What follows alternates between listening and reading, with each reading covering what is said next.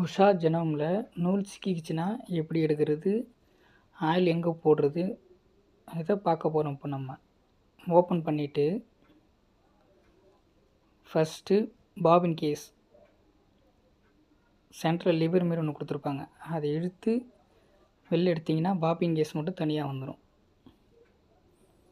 அதை எடுத்துகிட்டு black colour 2 lock கொடுத்துருப்பாங்க. Right hand side left hand side open பண்ணிவிட்டு நடுவில் பிடிச்சி 2 எடுத்திங்கன்னா உங்களுக்கு வெளில வந்துடும். நூல் சேர்க்கிருந்தா இதை க்ளீன் பண்ணிட்டு எடுத்துக்கலாம். ஆயில் எங்கே போடணும்னா ரைட் ஹேண்ட் சைடில் இந்த இடம், லெஃப்ட் ஹேண்ட் சைடு, சென்ட்ரு, இந்த 3 இடத்துல தான் ஆயில் போடணும். வேறு எங்கேயும் ஆயில் போடக்கூடாது. அதுபோல் தேங்காய் எண்ணெய் யூஸ் பண்ணக்கூடாது. மிஷினுக்குன்னு ஒயிட் ஆயில்னு தருவாங்க, அதுதான் யூஸ் பண்ணணும். ரைட் ஹேண்ட் சைடு லிவர் கொடுத்துருப்பாங்க. அதை நம்ம பக்கம் ரொட்டேட் பண்ணிங்கன்னா சி மாடலில் வச்சுக்கணும்.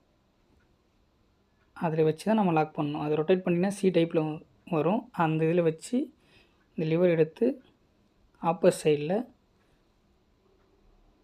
வச்சு சும்மா நார்மலாக எடுத்திங்கன்னா போது லாக் ஆகிக்கும்.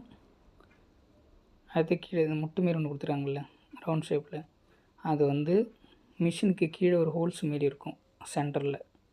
அந்த ஹோலுக்கு நேராக இதை நிற்க வச்சு அப்படியே லாக் பண்ணணும். பண்ணிங்கன்னா